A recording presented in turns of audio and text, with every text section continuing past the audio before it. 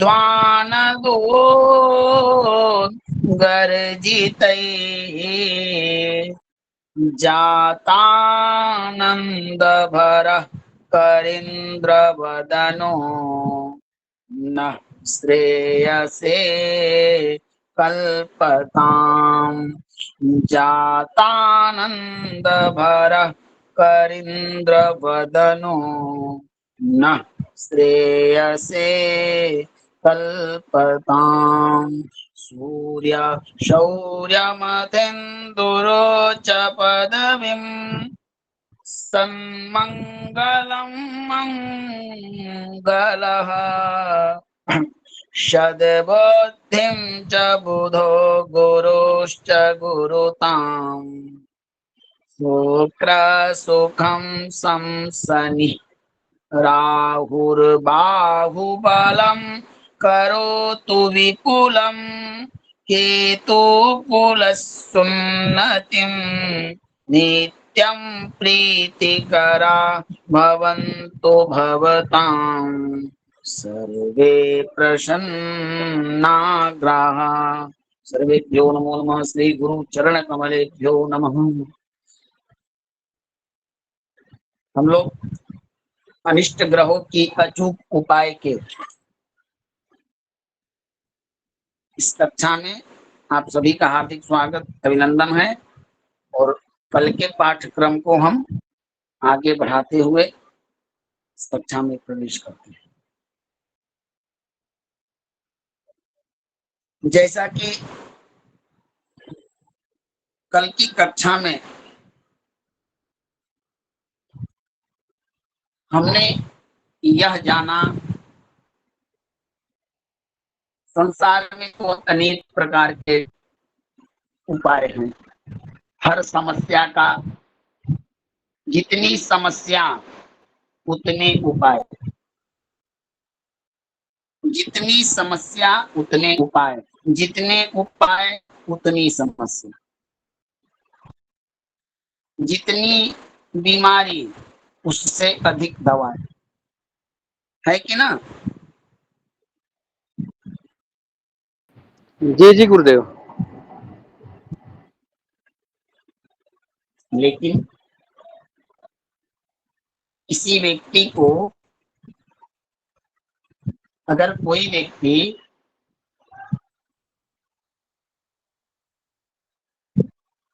10,000 रुपया हाथ में दे दे और बोले कि तुम्हारे पास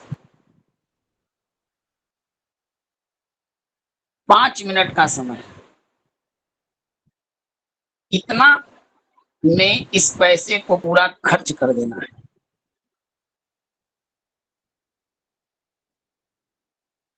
व्यक्ति 1 से 2 मिनट का समय तो योजना को बनाने में लगाएगा। कहाँ खर्च करूं, क्या लूं, क्या लूं।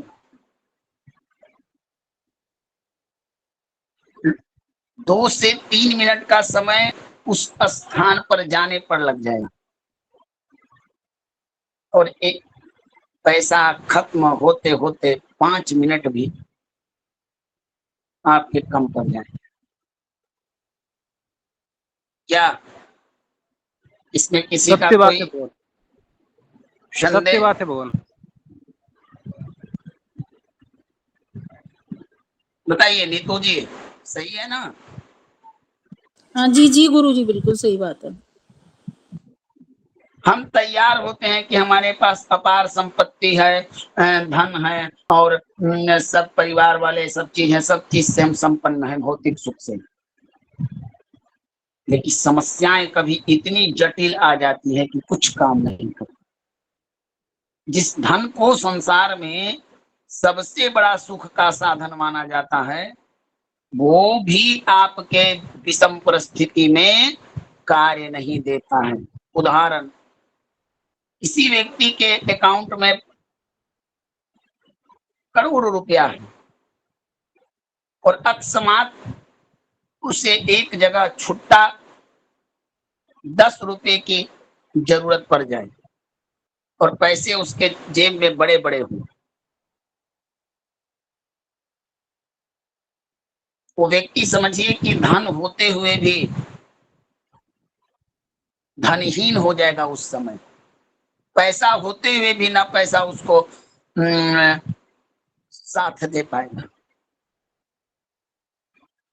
क्या इंदु जी महोदया, क्या जो भी हो, ऐसा संभव है?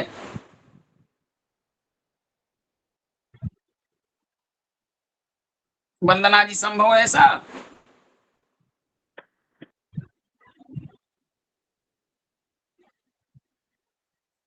तो जी गुरु जी। अनुकूलम अनुकूलम वेदनीयम सुखम प्रतिकूलम वेदनीयम दुखम। तो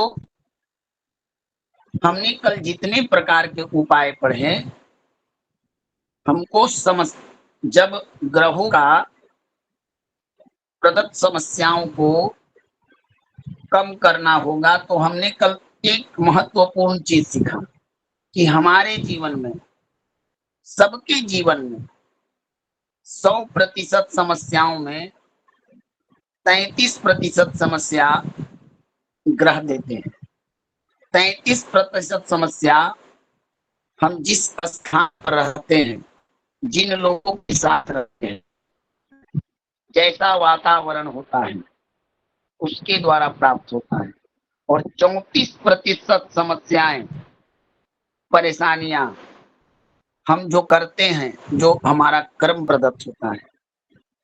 अगर इस 34% को हम ठीक ठाक कर लें, सही ढंग से कर लें, तो 60%, जो 64%, 66% समस्याएं हैं, वो आपकी स्वतः ठीक हो जाए। इसीलिए हर एक शास्त्र में, गीता से लेकर वेद वेदांत तक, कर्म की ही प्रधानता दी गई। मनुष्य का कर्म अच्छा हो तो ग्रह अच्छे होंगे, मनुष्य का कर्म बुरा हो तो ग्रह भी बुरे होंगे। आज हम अपने मन में उठने वाले जिज्ञासाओं, आखिर उपाय से हमको लाभ क्या है, हम क्यों करें उपाय, फायदा क्या है? उपाय करवाने वाले के पास यह प्रश्न आता है, पंडित जी आप ये हवन करवा रहे हैं, इससे मेरा क्या लाभ होगा? पंडित जी ये जो जप करवा रहे हैं, उससे हमको क्या लाभ होगा? डॉक्टर साहब ये जो दवा दे रहे हैं, हमको उससे क्या लाभ होगा? तांत्रिक महोदय जो साधनाएं करा रहे हैं, उससे हमको क्या लाभ होगा? वैद्य जी जो औषधि दे रहे हैं, उससे क्या लाभ होगा? इस तरह की नाना प्रकार की हमारे मन में समस्याएं उत्पन्न होती हैं, क्योंकि हमारा मन अनेक प्रकार के विषयों में चिंतन होता है। उसी चीज का निराकरण करने हेतु शास्त्र ने बताया कि जो उपाय हैं, इससे क्या लाभ होता है। तो कल मैंने आपको बताया था उपाय के लाभ और प्रभाव, वो आज हम उसी चीज को अध्ययन करेंगे। उपाय के द्वारा सर्वप्रथम लाभ है आपकी सुरक्षा। ये सुरक्षा कैसे होगी प्रभु? किसी व्यक्ति के घर में मच्छरों की संख्या अधिक होती है, मच्छर सर्वत्र पाए जाते हैं। जैसे दुष्टजन हर समाज में, हर स्थान पर निर्विघ्न रूप से विराजमान होते हैं, उसके लिए गणपति की आराधना करने नहीं पड़ती है, वो सतह विराजमान होते हैं। उसी प्रकार ये जो मच्छर इत्यादि जो होते हैं, हमारे घर में, आसपास में, सभी जगह होते हैं। इनके लिए न तो मंत्री का घर, न तो एक गरीब का घर, सब समान है कि नहीं सुबोध जी? जी गुरुदेव। अब इनके डंस से बचने के लिए शरीर पर इनका जो डंस होता है, जो हम इनसे जो हमारा शरीर को कष्ट होता है उसके लिए विभिन्न प्रकार के हम व्यवस्थाएं करते हैं। कुछ लोग उनसे सुरक्षा के लिए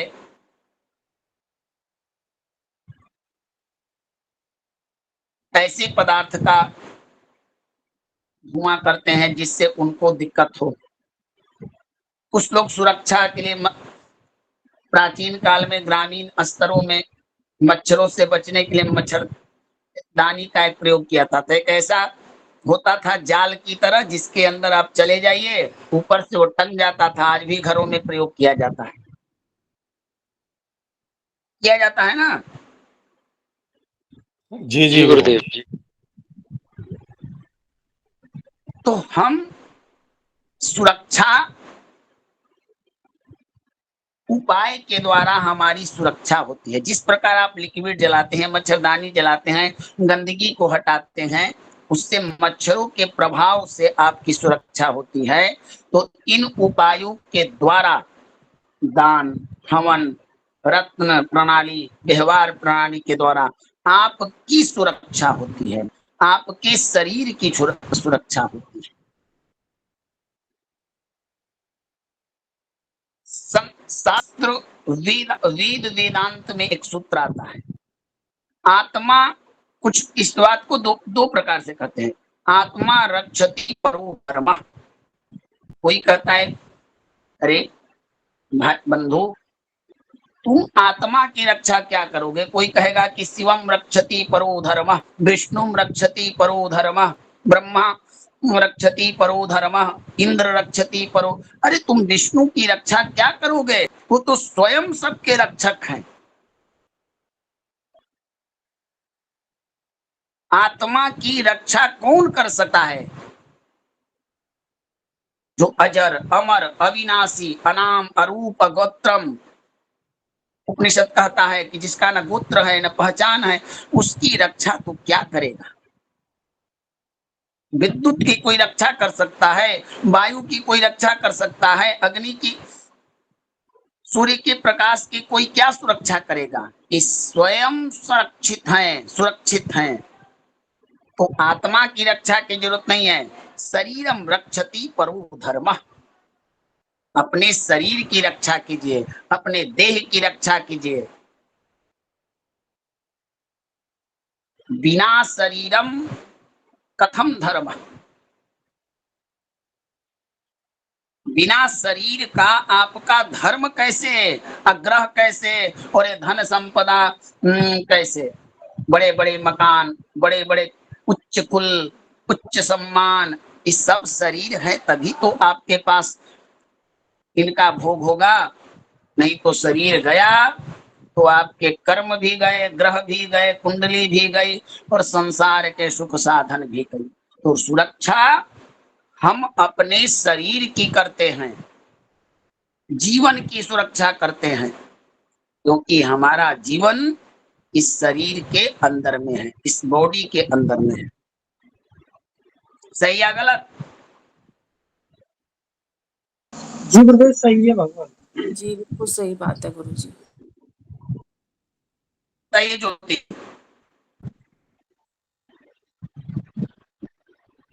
गुरुजी, महोदया डॉक्टर नीना अग्रवाल जी जुड़ी हैं, तो उनका परिचय ले लेते हैं कि महोदया नीना जी आप। बाद में महोदया, बाद में हो गया परिचय उनका। जी ठीक है गुरुजी। और आपसे मैं निवेदन करता हूँ सभी लोगों से कि मैं जिन लोगों का नाम लूंगा इससे परिचय भी हो जाएगा। आप भी नई कक्षा में हैं और आपका भी हो जाएगा, तो आप कृपया सपोर्ट। तो शरीरम रक्षति परो धर्म, शरीर की रक्षा करना ही परो धर्म है। और हम उपाय अपने शरीर जनित कष्टों के निवारण के लिए ही करते हैं। और सुरक्षा हर जीवन में हर चीज की सुरक्षा करनी पड़ती है। अपने शरीर की सुरक्षा, अपने वस्तुओं की सुरक्षा, अपने ज्ञान की सुरक्षा, अपने सम्मान की सुरक्षा, अपने धन की सुरक्षा, अपने राष्ट्र की सुरक्षा। बिना सुरक्षा के इतने सारे दुष्ट जन हैं, कहाँ कौन आप पर एक आपको परेशान कर दे तो सुरक्षित रहना है। उपाय, जितने भी उपाय हैं आपको सर्वप्रथम वो सुरक्षा प्रदान करते हैं। समझ में आ गया हरि किशन शर्मा जी? जी भगवान, बिल्कुल आ गया। अब बरसात हो रही हो और किसी व्यक्ति के पास छत्र हो और किसी व्यक्ति के पास छत्र नहीं हो, तो जिसके पास छत्र हो और बारिश हो रही हो तो उसके पास सुरक्षा के लिए साधन है ना? बताइए, है कि नहीं? जी है भगवान, बिल्कुल है।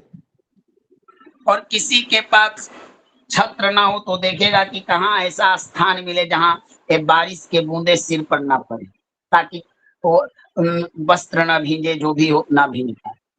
तो उसी प्रकार उपाय जो होता है आपको प्रथम सुरक्षा प्रदान करता है।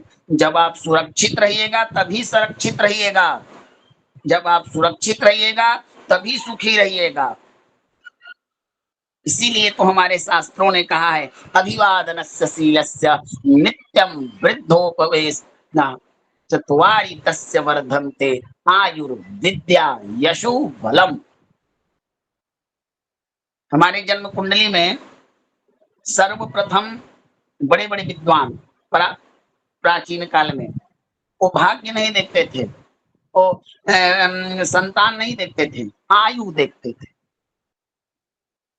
जब आयु ही ना हो तो बड़ी पूंजी, बड़ा मकान, बड़ा परिवार, बड़ा वंश, बड़ी प्रतिष्ठा, बड़े राज्य पद, ये सब किस काम के?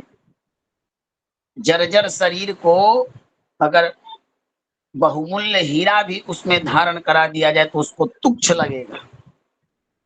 इसलिए इन उपायों के द्वारा, जितने भी उपाय बताए गए, सर्वप्रथम आपको सुरक्षा मिलता है। जब आप सुरक्षित होंगे तभी आप सुखी होंगे, नहीं सुरक्षित होंगे तो आपका जीवन अस्थिर हो।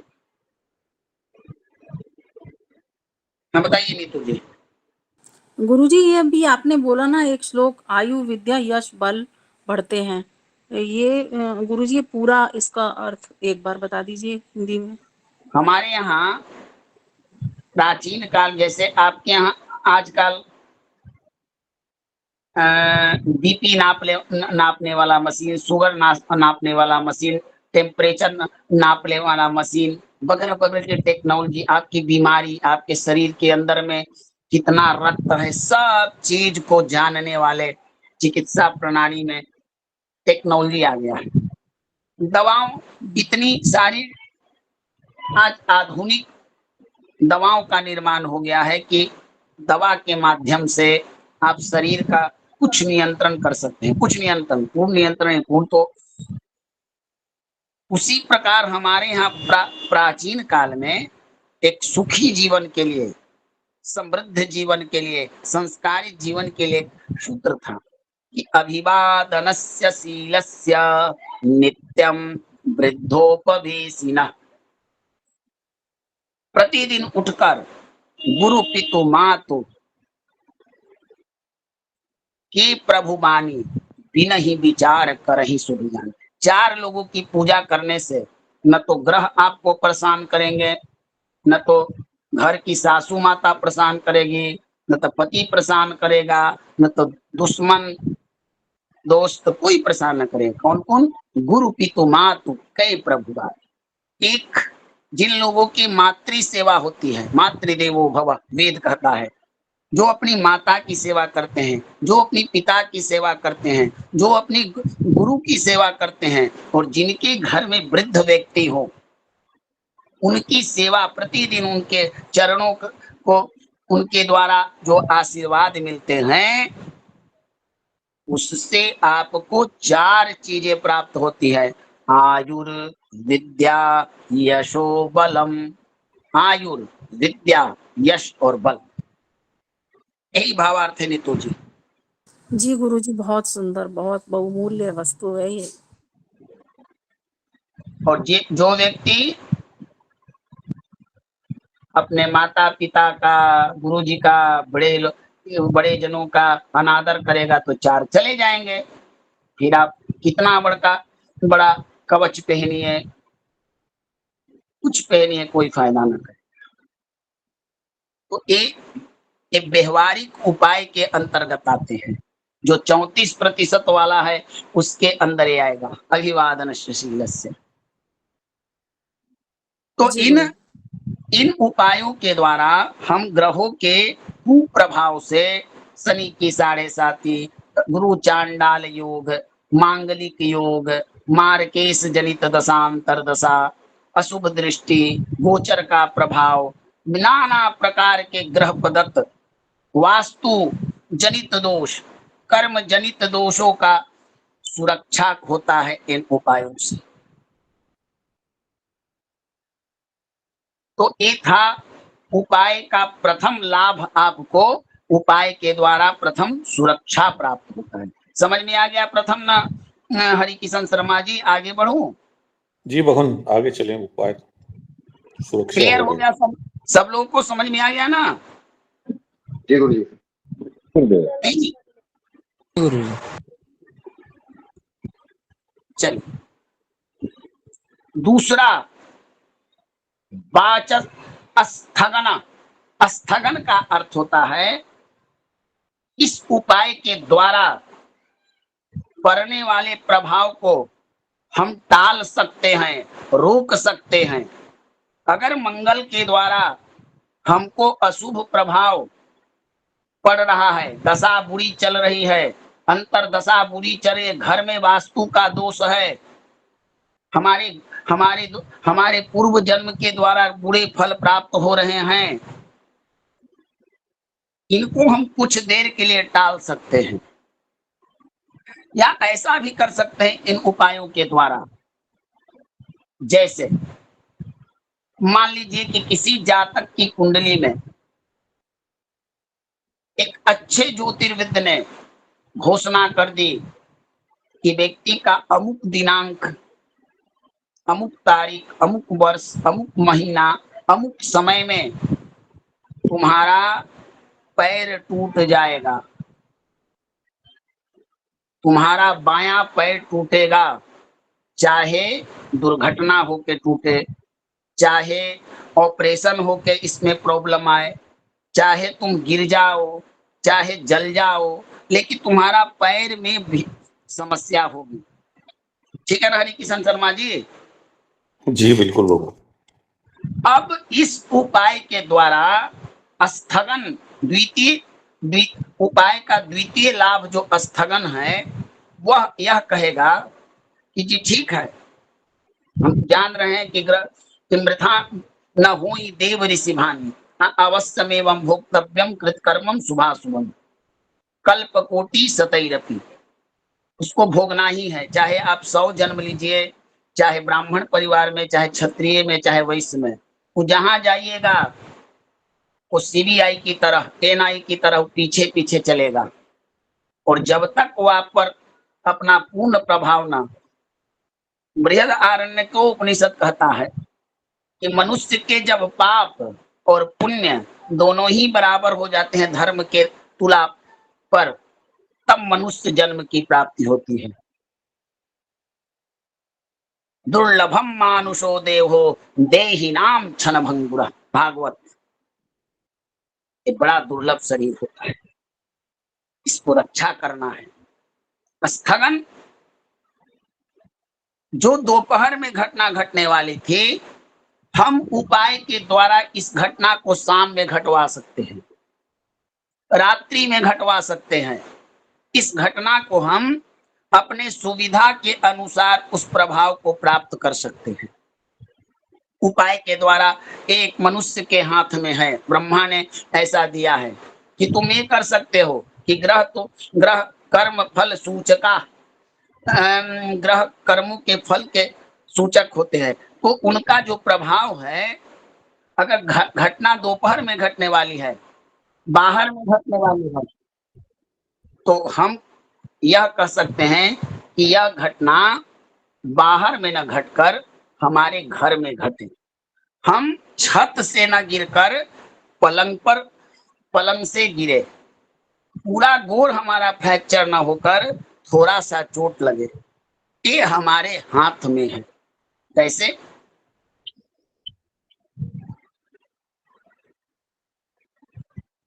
जैसे किसी व्यक्ति को दोपहर में व्यक्ति नग्न हो बिना कपड़े के भीषण गर्मी में चल रहा है, उसको कहते नहीं, हमारे यहाँ ये जो महीना होता है मई और जून का, कि इस समय कोई व्यक्ति बाहर घूमे तो उसे लू लग जाता है ना? बताइए। जी गुरुदेव। तो भरी दोपहर में अगर वो उससे लू लग जाता है, अगर वो, तो लू तो लगना ही है, अगर वो दोपहर में ना घूमकर इस प्रभाव को चाहे कि हमको रात्रि में इसका फल मिले, तो ऐसा भी होता है कि व्यक्ति दिन भर अपने काम कर को आया और जब तक काम करते रहा उसको कुछ शरीर में नहीं हुआ, ज्यों ही घर पर आया तो ही उसकी उल्टी शुरू हो गई और स्वास्थ्य खराब शुरू हो गया। होता है ना ऐसे ऐसे कभी? जी जी, वो हो जाता है। तो स्थगन के द्वारा हमारी घटना घटने वाली है बाइक से, हम उपाय किए, हम क्या करेंगे, इस उपाय से हमको वो घटना तो घटेगी लेकिन घटना का प्रभाव कम होगा। हम घटना चाहते हैं कि दूर में न घटकर हमारे दरवाजे पर घटे, ताकि परिवार वाले उसको तुरंत हमको सम्मिलित हो जाए। तो ये हमारे हाथ में है, घटना घटनी है, लेकिन कब घटे कम घटे इस एक उपाय के द्वारा संभव है। इस समय घटे ये उपाय के द्वारा संभव है। समझ में आ गया? जी भगवान, आ गया। तीसरा, उपाय से लाभ। अगर इस उपाय को हम ना करते तो घटना हम बाहर में रहते घट जाती, लेकिन जब उपाय करेंगे ग्रहों के, हम उस उपाय को करेंगे तो सुरक्षा मिलेगा, तो हमको घटना का प्रभाव उस समय प्राप्त होगा जब हम चाहेंगे। जैसे एक अपराधी न्यायालय में गया, न्यायालय में जज साहेब ने, वकील ने, एडवोकेट ने वहां पर बहस शुरू किया। अब जज साहेब ने पूरी मामला को देखा, अगर व्यक्ति उस ग्रहों का उपाय करके जाता तो जज साहेब तुरंत उसको बेल दे देते या सजा खत्म कर देते, लेकिन ना करके गया, सुरक्षा ना करके गया, तो अब जज साहेब के ऊपर है, 2 महीना लगाए, 4 महीना लगाए या ना। तो ऐसा ही ग्रहों का होता है जजमेंट। अगर आप उनका उपाय करते रहिएगा तो सुरक्षा देंगे और आपको इतना अवसर देंगे कि चलो तुम घटना जो बड़ा घटने वाला है हम उसको प्रभाव कम कर देंगे, लेकिन वो भी किसी के अधीनस्थ हैं, उनको भी ड्यूटी पूरा करना है, तो वो अपना कार्य करेंगे और आपको भी उसको सहन करना है। तो ग्रह का भी काम बन जाए, आपका भी काम बन जाए और उपाय का भी प्रभाव मिल जाए, तीनों का सेटलमेंट हो गया, अच्छा हो गया। क्या बताइए? जी जी भगवान। ऐसे समझिए, किसी व्यक्ति ने डॉक्टर साहब से कहा कि डॉक्टर साहब हम आपके अस्पताल में अभी रहना नहीं चाहते हैं, ऐसा कीजिए कि हमारे घर पर ही चिकित्सा व्यवस्था की करवा दीजिए। डॉक्टर साहब ने उसकी बातें मान ली, घर पर ही आ गया, तो बीमारी भी उसको हुई, डॉक्टर साहब ने इलाज भी किया और घर पर भी आ गया, तीनों का व्यवस्था हो गया ना। जी गुरुदेव। तो इसी प्रकार हम उपाय के द्वारा ये भी प्राप्त कर सकते हैं। तीसरा उपाय क्या करता है? कोई भी उपाय, इसमें ऐसा नहीं है कि ज्योतिष का ही उपाय, जीवन के हर उपाय का हर उपाय चाहे अपने जीवन दवा वाली हो, चाहे आपकी पूजा पाठ वाली हो, चाहे ग्रह वाली हो, ये जीवन के हर क्षेत्र के लिए है, चाहे वास्तु जनित हो, चाहे कर्म शक्ति हो, क्योंकि सार्वभौमिक सिद्धांत है जो आप लोग को पढ़ा रहा हूं, ये जीवन के हर क्षेत्र में काम देगा। तो तीसरा उपाय, इस उपाय से तीसरा लाभ होता है कि आपकी मनोदशा बदल जाती है, आपकी मन की दशा बदल जाती है, आपका दृष्टिकोण बदल देता है ये उपाय। जैसे किसी व्यक्ति को मन अशांत हो या पीड़ा में हो, पैसा नहीं आ रहा हो, न आ रहा, अगर आप कोई व्यक्ति विश्वास के साथ यह उसको कह दे कि लो तुम ये उपाय करो, तुमको 1 महीने के बाद निश्चित तुमको लाभ मिलेगा। अब जो व्यक्ति का मन चिंता में था, लालसा में था, आशा में था, आशा ही परमम दुखम नैराश्य परमम सुखम, श्रीमद् भागवत। मन की आशा ही दुख का कारण होता है। अब उसने कहा, किसी ने बता दिया तुम हनुमान चालीसे का पाठ करो 108 बार, तुम लक्ष्मी माता का पूजा करो, तुम शिव जी की पूजा करो, तुम योग करो रामदेव बाबा का, तुम तिरुपति चले जाओ, तुम महाकाल चले जाओ, ऐसा उसको उसने बताया, व्यक्ति ने माना। अब देखिए ये वैज्ञानिक चीज है, इसमें कोई मौखिक बात नहीं, इतना करने पर उसका मनोदशा और दृष्टिकोण बदल गया। बदलेगा कि नहीं बताइए? जी बदलेगा भगवान, बिल्कुल। अब जैसे देखिए बारिश पड़ रहा है, धूप उगी हुई है, हवा बह रही है, अब कोई किसी व्यक्ति को वो धूप अच्छी लग रही है, वो खुला शरीर के सारे कपड़े हटाकर धूप का आनंद ले रहा है। किसी व्यक्ति को धूप कड़वी लग रही है तो वो कह रहा है कि नहीं मैं इसको नहीं लूंगा। बारिश हो रहा है, बच्चे जब पहली बारिश होता है तो बच्चों का होता है कि खूब स्नान करूं, और कोई बड़े बुजुर्ग लोग कहते हैं नहीं नहीं नहीं, इस पहली बारिश है, इसमें भींजने से शरीर का स्वास्थ्य बुरा हो जाएगा, लेकिन बच्चे आनंद के साथ उस बारिश का आनंद लेते हैं ना? बताइए। जी गुरुजी। लेते हैं। चाहे किसी भी व्यक्ति को बारिश में स्नान करने की आवश्यकता हो तो उसको छत्र की आवश्यकता नहीं पड़ती। उसी प्रकार ये जो उपाय होते हैं, ये जो पूजा पाठ हैं, ये जो जप तप हैं, हमारी मनोदशा को परिवर्तित कर देता है, हमारी दृष्टिकोण को बदल देता है, हमारी अवस्था को चेंज कर देता है। तब हम कहते हैं कि पूजा का अर्थ क्या होता है? पूजा का शाब्दिक अर्थ है शांति, संतोष। जिस कार्य से, जिस साधन से, जिस उपाय से हमारा मन शांत हो जाए, वो सब काम पूजा है, वो सब साधन पवित्र है। अब किसी व्यक्ति को श्रीमद् भगवत गीता का पाठ सुनाइए और उसका मन विचरण कर रहा है, कुछ अच्छा पकवान मिलता ना तो खा लेता। पंडित जी बोल रहे हैं कर्मण्येवाधिकारस्ते मा फलेषु कदाचन, और उस बेचारा का मन विचरण कर रहा है। गीता जी का श्लोक तो छोड़िए, वो ये भी नहीं सुन रहा है कि कौन सा अध्याय पंडित जी सही पढ़ रहे हैं। अब उस व्यक्ति को अगर उस समय भोजन मिल जाए, कोई व्यक्ति पंडित जी बोले कि धैर्य धरिए, तुरंत प्रसाद में मैं मिष्ठान आपको दूंगा, तो निश्चित उसका मन वहां पर आ जाएगा। तो एक उपाय के द्वारा हम मनुष्य का दृष्टिकोण बदल जाता है, मनोदशा परिवर्तित हो जाती है। तो हम कहते हैं, अब जैसे कोई व्यक्ति बीमार हो, दवा कर रहा है, फायदा ना हो, कुंडली दिखवाया और पंडित जी ने कहा कि तुम अब 1.25 लाख महामृत्युंजय करा लीजिए। ऐसा नहीं है कि महामृत्युंजय जब कर लेने मात्र से उसकी बीमारी कम जाएगी।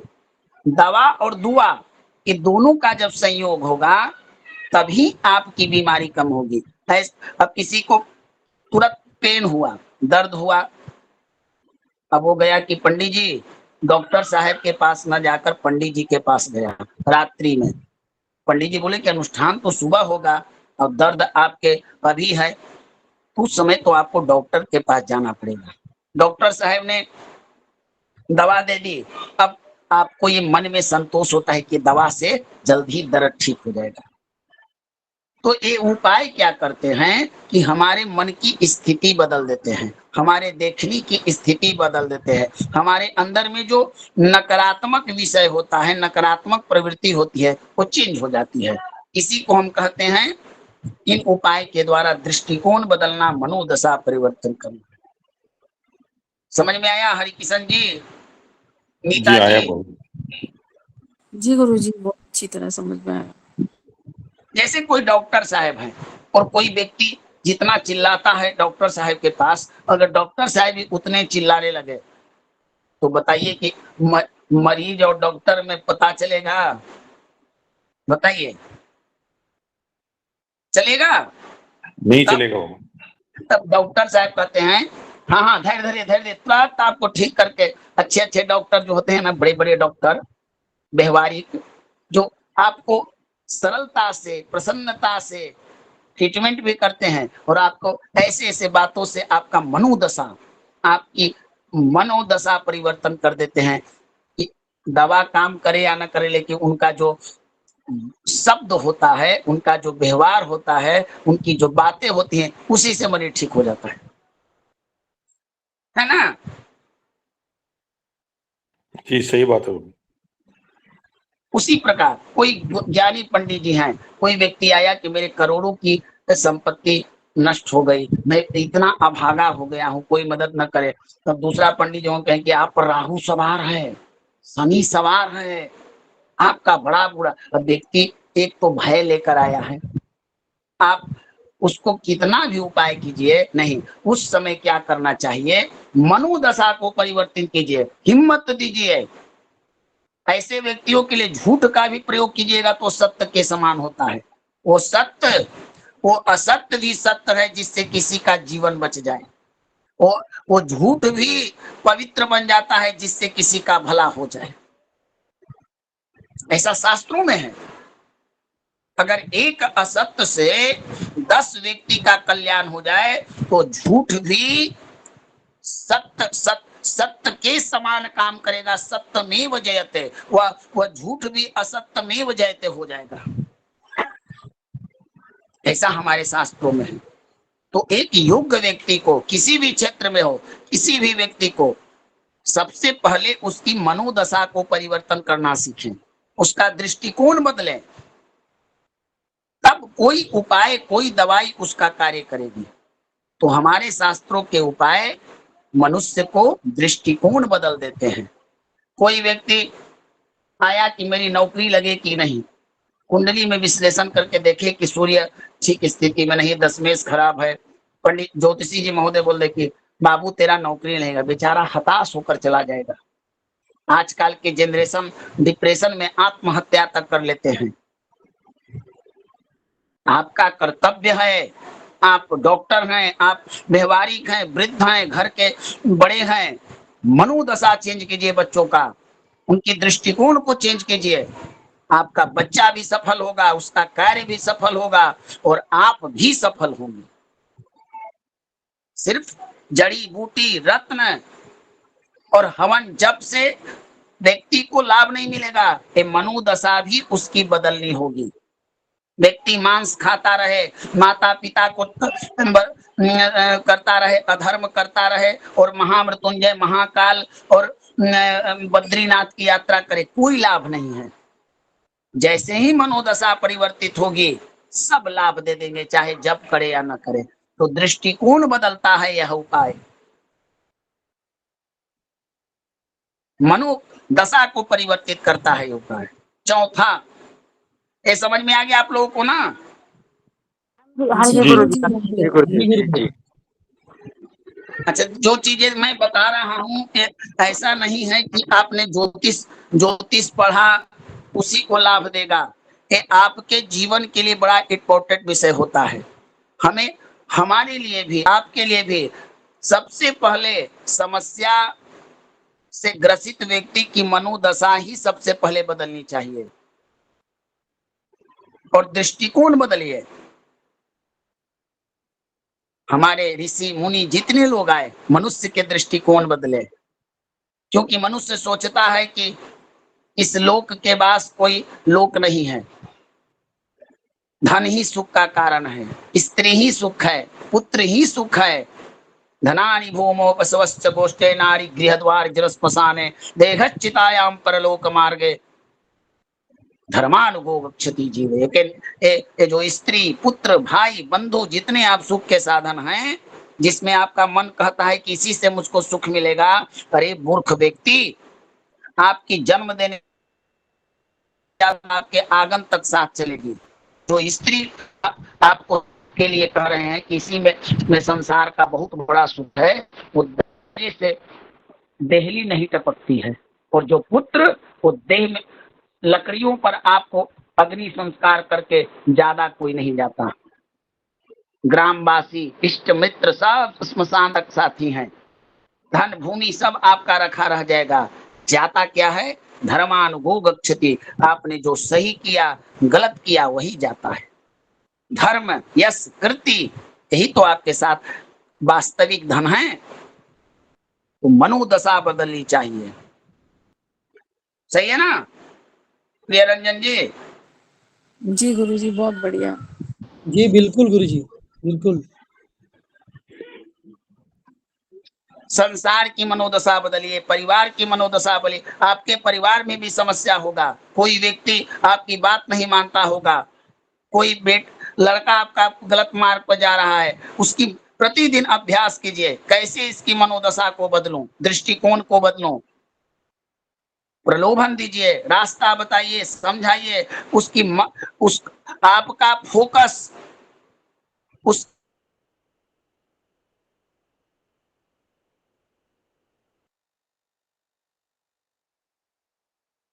आवाज भगवान नहीं आ रही आपकी गुरुजी, आवाज आपकी नहीं आ रही है।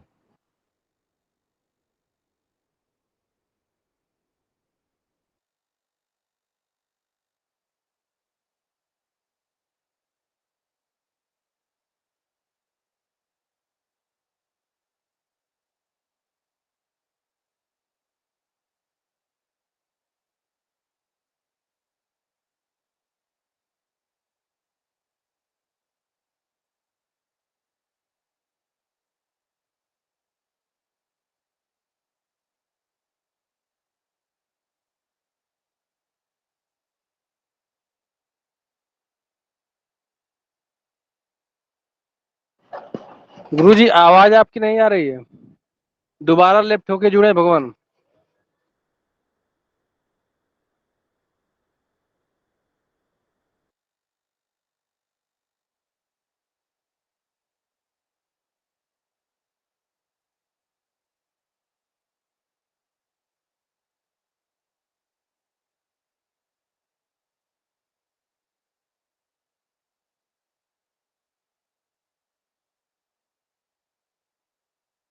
किसी ने मुझे रिमूव कर दिया। नहीं नहीं भगवान, रिमूव आप नहीं हुए हैं। हेलो गुरुजी, हाँ रिमूव आप नहीं हुए, आप क्या नेटवर्क कमजोर था, आप खुद हट गए हैं। चलिए, नेटवर्क कमजोर था तो हट जाते हैं, आवाज नहीं आ रही थी आपकी। तो इस प्रकार से अनुकूलता की प्राप्ति होती है और सब प्रकार के सुख आता है। अब उपाय करने से ही ये आपको प्राप्त हो सकते हैं। असाध्य बीमारी हो, हम उसकी दवा न करें, रोग हो उसकी दवा न करें, दवा भी डॉक्टर साहब दे तो उसके नियम को पालन न करें, तो हमको लाभ नहीं मिलेगा। तो जब हम नियम का पालन करेंगे, दवा खाएंगे, तब हमारा रोग भी कमेगा, हम स्वस्थ भी जल्दी होंगे, है ना? जी जी वो अवसर कैसे प्राप्त होते हैं? देखिए, एक डॉक्टर कोई व्यक्ति एक शिक्षक के पास गया अपने बच्चे को एडमिशन कराने। शिक्षक बड़े प्रसिद्ध व्यक्ति हैं और बच्चा को पढ़ाने लगे। बच्चा थोड़ा कम उम्र का है, कभी और पढ़ाए। कुछ दिनों में गुरुजी ने कहा कि आपका बच्चा नहीं पढ़ेगा, बड़ा मेहनत करवाता है, आप पैसा कम देते हैं। माता पिता ने सोचा, निराश हो गए बेचारा। दूसरे गुरुजी के पास गए। गुरुजी ने कहा कि देखो, मैं गारंटी लेता हूं कि आपके बच्चे को एक अच्छा इंसान बना दूंगा। गुरुजी ने मेहनत किया, अच्छा बन गया, वो बच्चा नौकरी लग गया। तो देखिए, यही अवसर है, समय ने अवसर दिया कि नहीं, तुम हारो मत, आगे बढ़ते रहो, प्रयास करते रहो। तभी तो उसने दूसरे गुरुजी के पास गया। नहीं तो दूसरा व्यक्ति अपने बच्चे को घर में बिठा देता तो उसका बच्चा आगे बढ़ता। बोलिए, बताइए। जी नहीं बढ़ेगा गुरुदेव गुरु जी, नहीं। तो उसी प्रकार उपाय आपको अवसर देते हैं। जैसे सूर्य कमजोर हो और सूर्य पिताजी के सेवा के द्वारा सूर्य के जप तप अनुष्ठान, सूर्य जो ही मजबूत हुए, अब आपको शरीर से विमुक्त कर दिए, रोग चला गया, धन संपत्ति, यश कीर्ति, आत्मबल, कॉन्फिडेंस सब प्राप्ति हो गए। हमारे जीवन में जो जो चीज चाहिए इन ग्रहों के द्वारा प्राप्त हो सकता है। आपको कॉन्फिडेंस चाहिए, आरोग्यता चाहिए, सूर्य की आराधना कीजिए। आपका मन पर कंट्रोल चाहिए, मन शांत चाहिए, आप चंद्रमा की उपासना कीजिए। आप गणित विद्या में आपको बुद्धि तीव्रता करनी है, बुद्ध की उपासना कीजिए। यश कीर्ति धन विद्या ज्ञान के क्षेत्र में आपको तरक्की करनी है। धर्म के क्षेत्र में वक्ता बनना हो, प्रवचनकार बनना हो, कथाकार बनना हो, प्रोफेसर बनना हो, ज्योतिषी बनना हो, गुरु की उपासना कीजिए। कला के क्षेत्र में अगर आपको करना हो तो शुक्र की उपासना कीजिए। न्यायाधीश बनना हो, शनि की उपासना के। तो इन लोगों के द्वारा आपको लाभ मिलेगा। तो उसी प्रकार होता है इन उपायों के द्वारा, जब 4 प्रकार से हमको ये लाभ देते हैं और 4 प्रकार से हमारे उपाय ये प्रभावशाली होते हैं। समझ में आ गया भगवान? चौथा की कुछ और तथ्यों से समझाने का प्रभाव करो। एक और बता दीजिए भगवान, एक और बता दीजिए।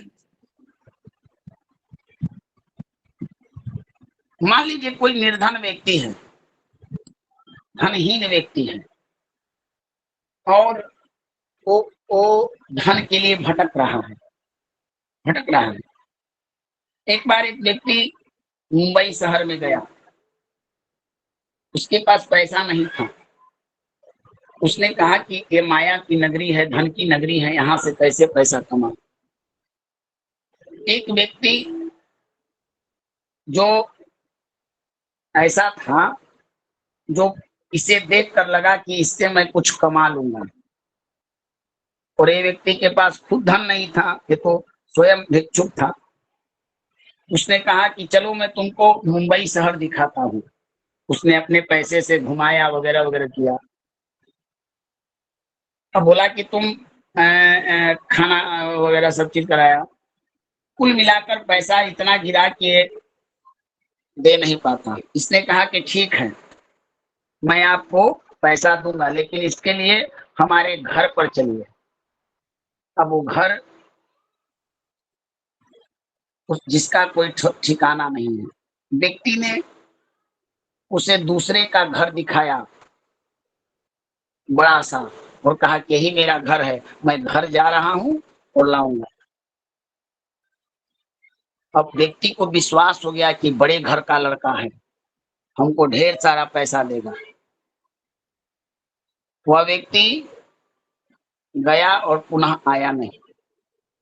अब उसका नुकसान हुआ। अब उसका हिम्मत बढ़ा कि अगर यहाँ पर कुछ करना है तो ऐसे ऐसे लोगों को रोज ठगना पड़ेगा। आज इससे ठगा तो मुंबई देख लिया कि कैसे ठगा जाता है। कल फिर अपनी ड्यूटी पर आया, एक व्यक्ति को दिखाया कि यह अमिताभ बच्चन का घर है, इसको बेचना है हमको। बोला कि झूठ बोल रहे हो। कहा कि चलो चलो चलो। उसने ऐसा स्वांग बनाया कि वो व्यक्ति बोला कि तो बयाना ले लो। कितना लोग है? 10,000 रुपया। मैं बोला कि अभी 10,000 दीजिए, उसके बाद कागज वगैरह हो जाएगा तो मैं कर दूंगा। अपनी बुद्धि से प्रयोग किया। उस 10,000 रुपए से उसने 10 लाख की पूंजी बना ली, 10 लाख की पूंजी बना ली। यही अवसर था। उस 10,000 रुपया का उसने उचित लाभ किया अपनी पूंजी बढ़ाने के लिए। तरीका भले ही गलत था, रास्ता भले ही गलत था, लेकिन उसने उपाय किया। कोई व्यक्ति अगर उपाय करे, उसने मेहनत किया, परिश्रम किया, वो अपने कार्य में लगा रहा, अब तरीका गलत था तो उसका परिणाम भी गलत हुआ, लेकिन 10,000 रुपया से उसने 10 लाख की पूंजी बना ली। अब 10 लाख की पूंजी बना ली, उसके पास पैसा आने लगा तो ढेर सारे अवसर आने लगे, ढेर सारे उसके पास सुख साधन आने लगे। यही चीज आपको भी करनी है। उपाय के द्वारा यही लाभ होगा। आपका ठग विद्या नहीं होगा, आपका उचित विद्या होगा। आप जब जप करेंगे तो जप का लाभ मिलेगा, दान करेंगे तो दान का लाभ मिलेगा, हवन करवाएंगे तो उसका लाभ मिलेगा। तो ये सब लाभ आपके जीवन में अवसर देंगे। जैसे किसी व्यक्ति को नौकरी नहीं लग रहा हो, उसकी माता पिता, पति, उनके लिए स्त्री पूजा पाठ करे, जातक का जितना भी समस्या होगा रास्ते से सब हटता जाएगा और व्यक्ति कामयाब होगा, अवसर मिलेगा। पूजा पाठ, दान, जप, रत्न इत्यादि जितने उपाय बताए गए हैं, व्यवहारिक कर्म, वास्तु, सबके द्वारा अगर उपाय करते रहिएगा तो जीवन की हर समस्याएं कटती जाएगी और आप बढ़ते जाइएगा और उपाय आपको अवसर देता है। अब समझ में आ गया हरि किशन शर्मा जी? जी आया, बोलिए, बिल्कुल आया। सबको आ गया ना? जी गुरुदेव जी। हाँ, अब एक उपाय, एक उदाहरण और समझ लिए। डॉक्टर साहब दवा दे रहे हैं, हम दवा को नियम पूर्वक पालन करते गए, शरीर की बीमारी खत्म होते गए। शरीर स्वस्थ होगा तभी तो हम अच्छा काम करेंगे या कुछ कर पाएंगे, बताइए। जी बिल्कुल सही बोल। उसी प्रकार ये जो उपाय हैं, ये पंडित जी के घर के उपाय नहीं है, ये किसी बाबा की बनाई गई टोटके नहीं है। ये उन दिव्यात्माओं के द्वारा, उन दिव्य महापुरुषों के द्वारा अपने उपाय कहाँ किया, जिनके शब्द मात्र से आपके दुख भाग जा रहे हैं। अभी तो उपाय अपने पढ़ा ही नहीं है। जिनके शब्द आपकी मनोदशा को बदल दे, वो सनातन ऋषियों के द्वारा प्रदत्त उपाय हैं, वो सनातन वेद के द्वारा कथित बातें हैं। और न तो ऋषि झूठे होते हैं और न वेद झूठा होता है, बताने वाला झूठा हो सकता है। एक शिक्षक जीवन में मनुष्य का भविष्य बना सकता है, किसी का भविष्य बिगाड़ सकता है।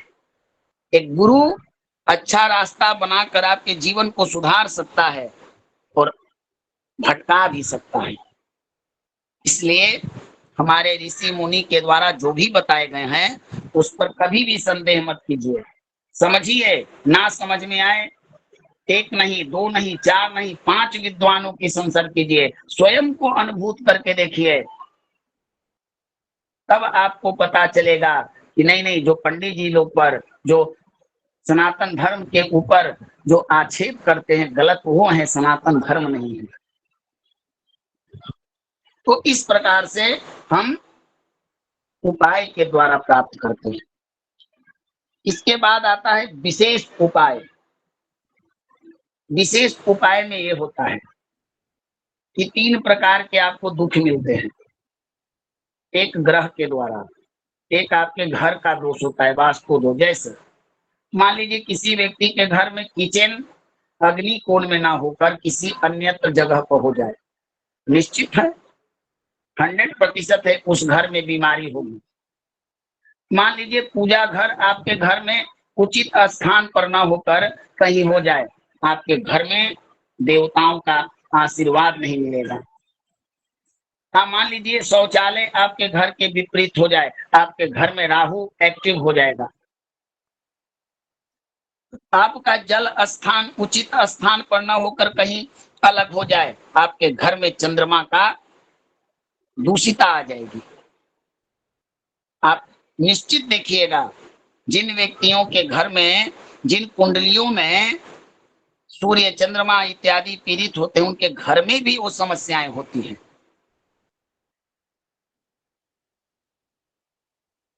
एक जो जो वास्तुशास्त्र के ज्ञाता लोग हैं, नवीन जी, साक्षी जी, ये बताएंगे अगर होंगे तो, वो जानते हैं। तो जी इस तरह गुरुजी, की होता है गुरुजी, ऐसे ही होता है। किसी व्यक्ति का चंद्रमा कमजोर होने का मतलब कि जातक के उस घर पर जल स्थान पर भी प्रभाव पड़ेगा, उसके माता पर भी प्रभाव पड़ेगा, उसके मस्तिष्क पर भी प्रभाव पड़ेगा। ये विद्वत जन लोग हैं, ये जानते हैं, है ना?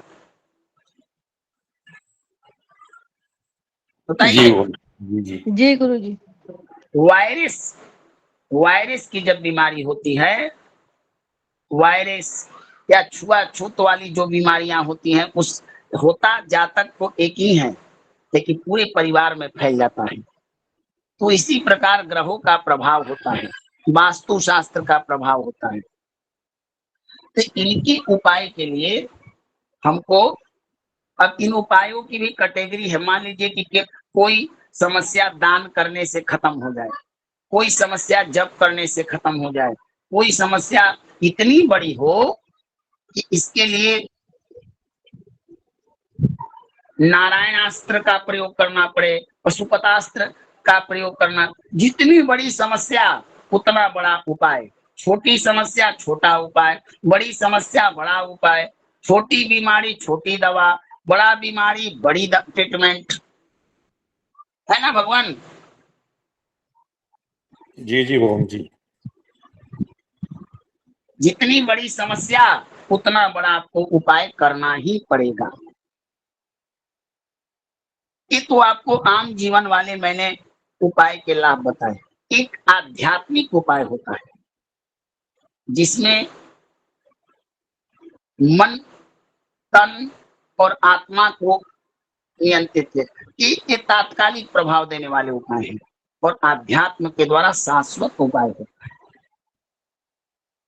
तो विशिष्ट उपाय ये सब मनोविज्ञान के द्वारा सिद्ध होते हैं। आध्यात्मिक योगियों के लिए है, वो आप लोग जानते होंगे, उसकी चर्चा। उसमें ब्रह्म को साक्षी मानकर संसार को नश्वर माना जाता है, और अपने बाहर में जो आंख हमारा सदैव बाहर देखता है, ये आंख सदैव बाहर देखता है कि हरिकिशन जी काले हैं, गोरे हैं, नीतू जी अच्छी हैं, बुरी हैं, न चाहते हुए भी ये आंख इन्हीं चीजों को देखता है, कौन अच्छा है कौन बुरा है। अब इस दृष्टि को भीतर करना है कि हम बुरे हैं कि अच्छे हैं कि नहीं। एक कान बाहर की निंदाएं सुनता है, अब इसका ध्वनि भीतर करना है कि हम सुने अंदर से कि हमारे अंदर में बैठे हुए पाप कर्म, बुरे कर्म क्या कह रहे हैं, अच्छे कर्म क्या कह रहे हैं। ये जो नाक बाहर की गंध सुनता है, इसका भीतर से, यानी जो ज्ञान इंद्रियां हैं, हमारे 5 ज्ञान देने वाली इंद्रियां हैं, उनको भीतर करना, ये सब आध्यात्म के अंतर्गत उपाय होते हैं। ठीक ना? अब इन उपायों का 3 प्रकार से भी प्रयोग किया जाता है, इसको भी आप लोग लिखिए।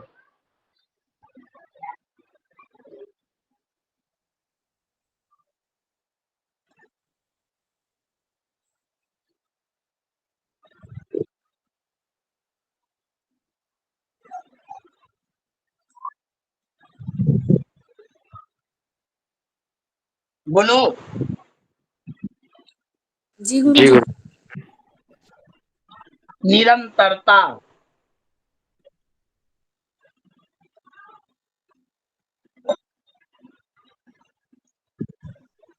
मनोयोग, धैर्य और विश्वास। निरंतरता, मनोयोग, धैर्य और विश्वास।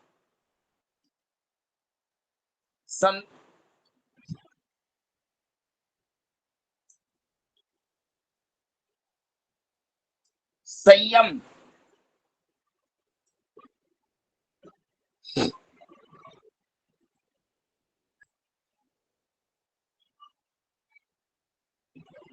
समय का पालन,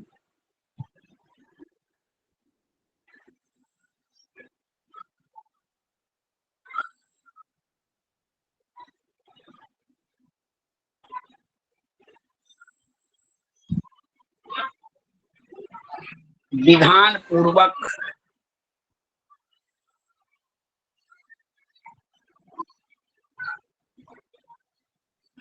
और अंत में है संतुलन। समय है ना अरुण जी की कक्षा का भी? भगवान समय तो नियमानुसार समाप्त हो गया है, बाकी आप आपकी इच्छा हो तो आगे बढ़ा सकते हैं। ना, इसमें दो चीज मैं समझा देता हूं, उसके बाद करो। अब आपको मैंने ये बता दिया इन उपायों से आपको क्या प्रभाव होता है, क्या लाभ होता है, लेकिन ये लाभ प्राप्ति के लिए आपको कुछ करना पड़ेगा। बिना किए लाभ नहीं आपके पास टिक सकते। आपके घर में जो धन का आगमन होता है उस लक्ष्मी को बचाना होता है। किसी के यहाँ मंथली 1,00,000 रुपया है तो वो व्यक्ति अगर प्रति माह 1,20,000 खर्च करे तो उसके यहाँ लक्ष्मी बचत नहीं होगी, जमा ना हो पाएगा। तो आपको उपायों के लिए निरंतरता, निरंतरता का अर्थ होता है निरंतर करते रहना। ऐसा न कि आज उपाय किए और कल उपाय को छोड़ दिए, आज दवाई खाए और कल छोड़ दिए और पता लग रहा है कि न रोग गया न समस्या गया। तो किसी भी कार्य में अगर निरंतरता ना हो तो उससे आपको लाभ नहीं मिलेगा। तो निरंतरता का अर्थ होता है लगातार, क्रमबद्ध, हमेशा। इसको लिख लीजिए, निरंतरता की परिभाषा हमेशा।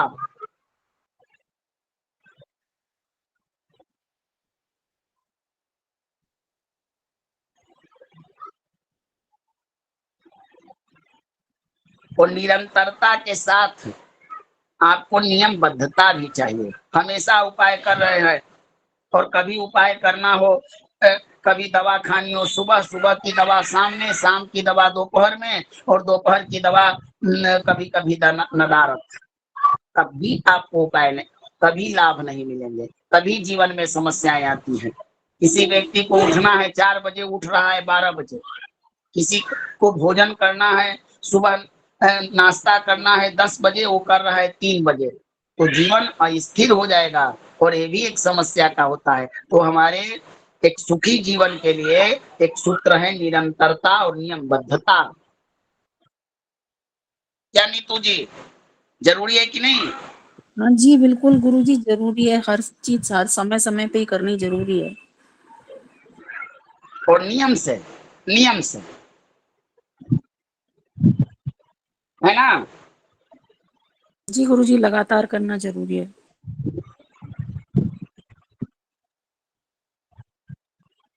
अब एक उपाय और बता देता हूं, उसके बाद कल मनोयोग, जिसमें मन की बड़ी प्रचार।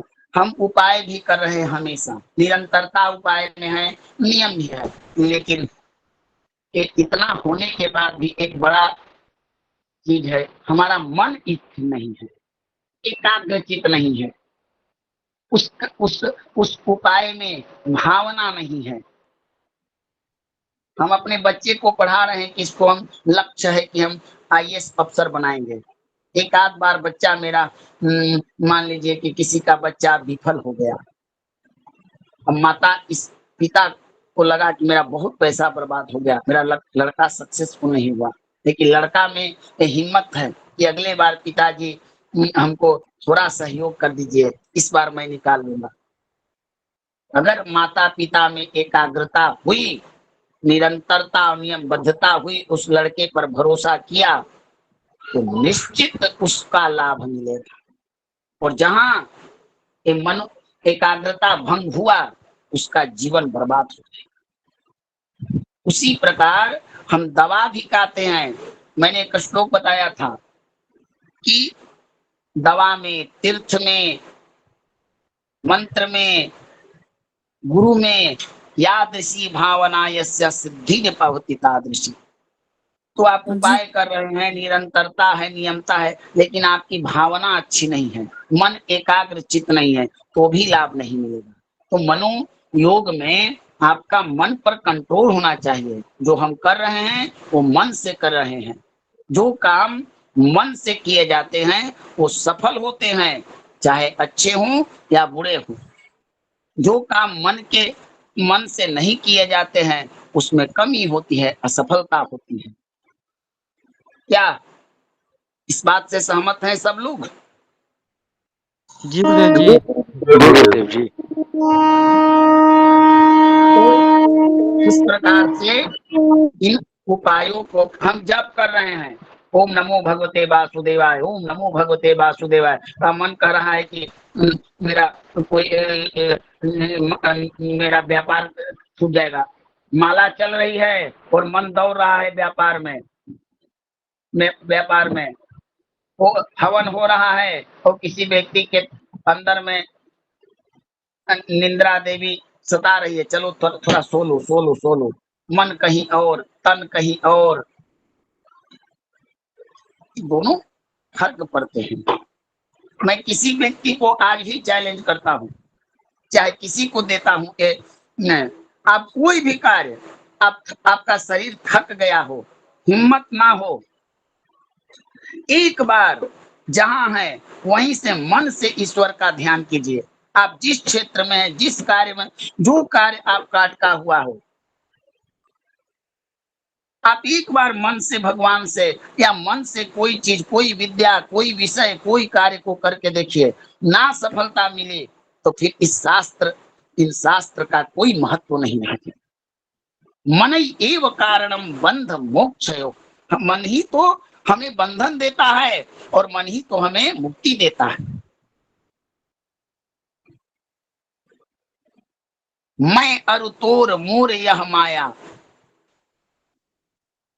मन का कहता है कि मम, और योगी कहते हैं नामम, मम, योगी कहते हैं नामम।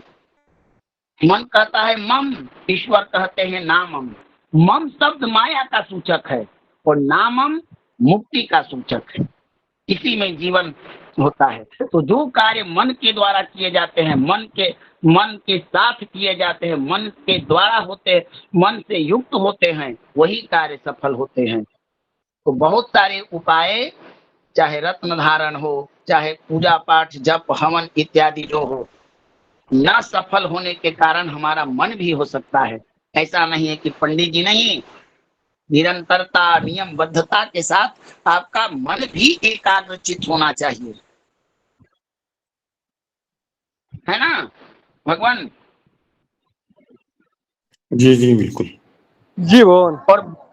और इतना होने के बाद अंतिम चीज पर इस उपाय प्रकरण का खत्म हो जाता है कि धैर्य और विश्वास। बिनु विश्वास भक्ति नहीं, और तेहि बिनु मिलहि न राम। आप एक दवा भी खाते हैं, अगर उसमें विश्वास ना हो, और बढ़िया डॉक्टर, हाई अच्छे माने पढ़े लिखे डॉक्टर साहब अगर दवा दे तो वो आपको सफल नहीं होगा। अगर पंडित जी विश्वास से भी आपको तुलसी पत्र दे देंगे तो रत्न से कम काम नहीं करेगा।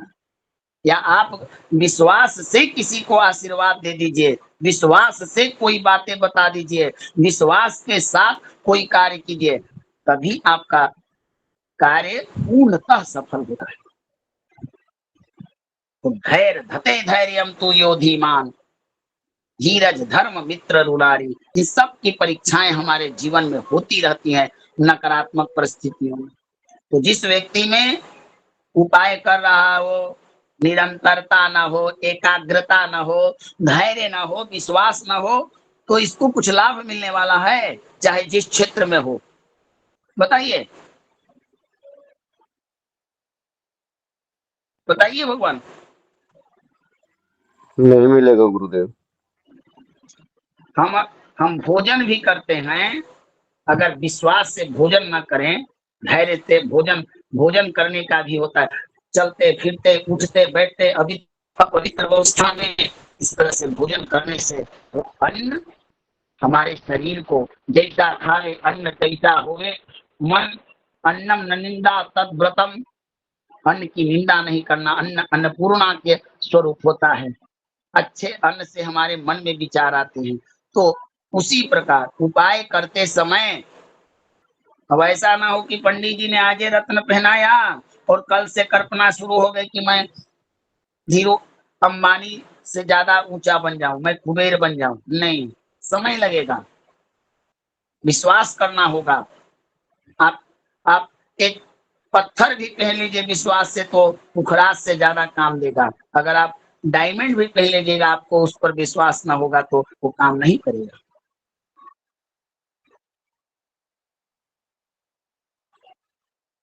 तो धैर्य भी चाहिए विद्या प्राप्ति में, ज्ञान प्राप्ति में धैर्य की बड़ी आवश्यकता होती है। और जिसके पास धैर्य ना हो वो व्यक्ति असफल हो जाएगा। तो इतना प्रकार के शास्त्रों में जीवन के लिए उपाय बताए गए हैं और इन्हीं उपाय से हम ग्रहों का प्रभाव, वास्तु दोष, कर्म दोष, जीवन के हर क्षेत्र के दोष निराकरण कर सकते हैं। जैसे कल होगी, जिनकी मन में कोई प्रश्न हो तो बताइए।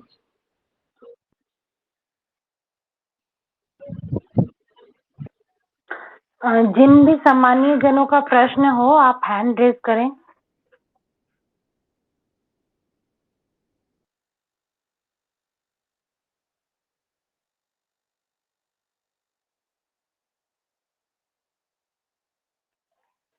गुरुजी किन्हीं का भी प्रश्न नहीं है, आज आपने इतनी अच्छे से समझाया है कि सब समझ गए हैं। लगता है कि आज जी। हमने पढ़ाया ही।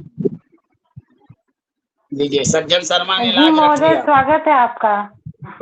सज्जन जी जी लाज रख स्वागत है लिया। आपका महोदय, प्रश्न करें। गुरुदेव, आपने बताया था कि हमें जो भी कर्म भुगतने पड़ते हैं 3 प्रकार से भुगतने पड़ते हैं, ग्रहों के द्वारा, वास्तु दोष के द्वारा, और तीसरा वो आपने बताया नहीं गुरुदेव।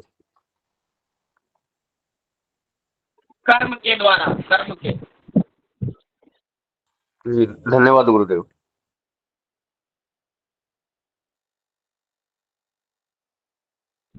प्रश्न पूछा कीजिए, प्रश्न पूछने से पता चलता है कि आप अध्ययन करते हैं।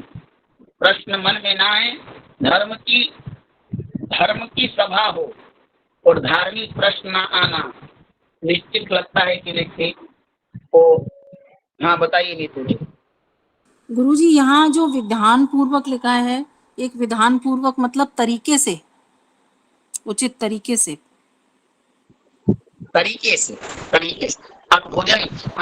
आप भोजन बनाती हैं तो हर भोजन बनाने का एक विधान होता है ना। नमक कितना चाहिए, तेल कितना चाहिए, उसमें मसाले कितने डालने हैं। अगर जहाँ विधान गड़बड़ाया, जहाँ संतुलन बिगड़ा तो काम खत्म। जी जी है जी ना। जी गुरुजी। हमारे जीवन में भी संतुलन होना चाहिए। कोई व्यक्ति 3 बजे, मनुष्य को चाहिए कि वो 4 बजे उठ जाए स्वस्थ रहने के लिए। कोई व्यक्ति 4 बजे सोए और 4 बजे शाम के उठे। आप चाहिए कि उसका शरीर एकदम संतुलित रहे, हो सकता है? बताइए। जी जी बिल्कुल गुरुजी। तो जीवन में संतुलन होना चाहिए।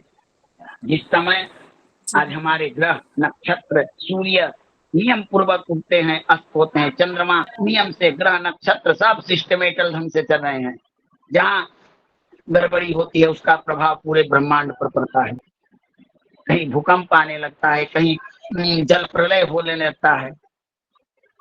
पृथ्वी एकदम संतुलित विधि विधान से तटस्थ है, निरंतर नियमबद्ध मनोयोग से।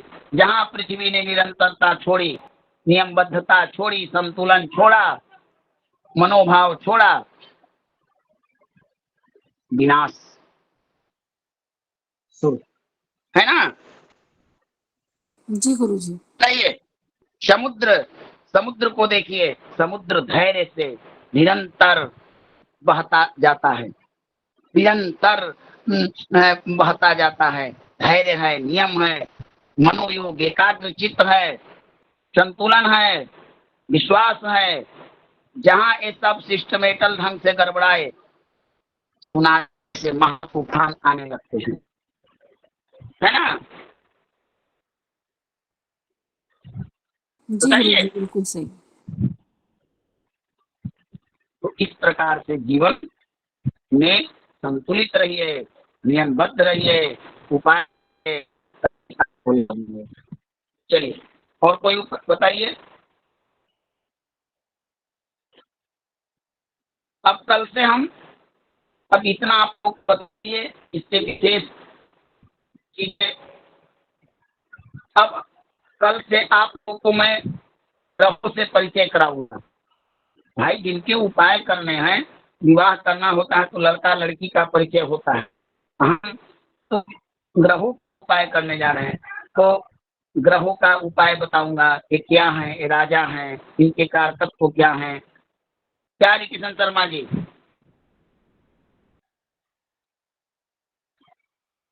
जी गुरुदेव, के स्पष्ट नहीं सुनाई दे रही है। क्या हरिकिशन जी, ठीक रहेगा ना? जी जी बिल्कुल बिल्कुल। चलिए, कोई प्रश्न हो तो आज्ञा हो आप लोगों का। क्योंकि देखिए, मांगलिक योग अभी बहुत लोगों को समझ में नहीं आएगा, और एक बार आपका रिवीजन भी हो जाएगा। कुछ नई चीजों के साथ इस बार बताऊंगा तो पुरानी चीजें भी और उसमें जुड़कर नहीं हो जाएंगी, और यहाँ लोगों को भी सहायता मिलेगा। हमारे पास क्या समस्या है, हम किस ग्रह का देखें, ये सब चीजें आपको बताऊंगा। तो आप पाठ्यक्रम को कुछ चेंजिंग हो तो इसके लिए क्षमा कीजिएगा। मैं आप लोगों के लिए कुछ उतार चढ़ाव करके ऐसे पाठ्यक्रम बनाऊं ताकि समझ में आ जाए। ठीक है ना भगवान? जी जी जी। चलिए, आज्ञा हो तो अपना विदा लूं आप लोगों से। जी गुरुजी, किन्हीं का भी कोई प्रश्न नहीं है। सर्वेभ्यो नमो नमः। नमो नमो भगवान। नमो नमः गुरुजी। नमो नमः गुरुजी। नमो नमो गुरुदेव। नमो नमः भगवान। नमो नमो। सर्वे नमो। आप सभी का बहुत बहुत धन्यवाद। शुभ रात्रि आप सभी को। नमो नमः। नमो नमः महोदय। महोदय, नमो नमः। महोदय आपसे कुछ कहना था मुझे। हाँ जी, कहिए। ओम द्योः शान्तिरन्तरिक्षगो शान्तिः पृथिवी शान्तिरापः शान्तिरोषधयः शान्तिः वनस्पतयः शान्तिर्विश्वे देवाः शान्तिर्ब्रह्म शान्तिः सर्वगुण शान्तिः शान्तिरेव शान्तिः श्यामा शान्तिरेधि। ओम शान्ति शांति शांति सुशांतिर्भवतु। नमो नमः श्री वायु। नमो नमः श्री महादेव। नमो नमः। हाँ नीतू जी, आप क्या कहना चाह रही थी? महोदय क्षमा कीजिए, अपराध के लिए रिकॉर्डिंग चल रही है और सुबोध जी का स्वास्थ्य खराब है तो रिकॉर्डिंग बंद नहीं होगी, तो सभी कक्षा से लेफ्ट हो जाए। अन्य कोई बात हो तो अन्य संस्थान में पूछ ले। धन्यवाद। जी धन्यवाद।